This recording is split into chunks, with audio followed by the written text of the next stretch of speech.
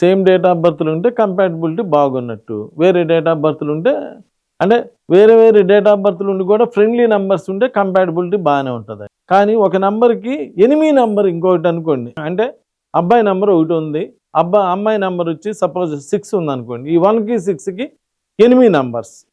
Suppose అబ్బాయి number 3 ఉంది, అమ్మాయి నెంబర్ 6 ఉంది అనుకోండి, ఈ రెండు కూడా రివర్స్ నెంబర్లు.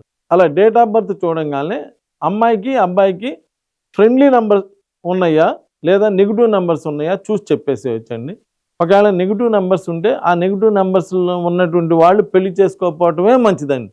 ఎందుకంటే పెళ్లి చేసుకున్న తర్వాత ఇబ్బంది పడే కన్నా కూడా పెళ్లి చేసుకోకపోవటమే మంచిది. అందుకనే జాతక చక్రంలో పొంతనని చూస్తారు.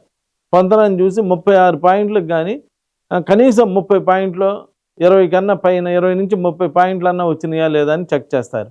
ఎంత చెక్ చేసినా కానీ సేమ్ నాడీ ఉంటే, సేమ్ నాడీ మీన్స్ సేమ్ బ్లడ్ గ్రూప్ అనండి, అంత్య సేమ్ నాడీ ఉన్న ఆద్య సేమ్ నాడీ అలా ఉన్నటువంటి వాళ్ళు ఆ మ్యారేజెస్ వద్దనే చెప్తారు ఎన్ని మార్కులు వచ్చినప్పటికీ. ఎందుకంటే అవి సరిగ్గా మ్యాచ్ కావు, సేమ్ బ్లడ్ గ్రూప్ అవటం వల్ల రేపు పిల్లలకి అందరికి ఇబ్బంది అవుతుంది కాబట్టి అలా వద్దని చెప్పడం జరుగుతుంది. కాబట్టి ఏదైనా పొందన చూసుకొని మ్యాచింగ్ చూసుకొని చేసుకోవడం చాలా మంచిది. Thank you.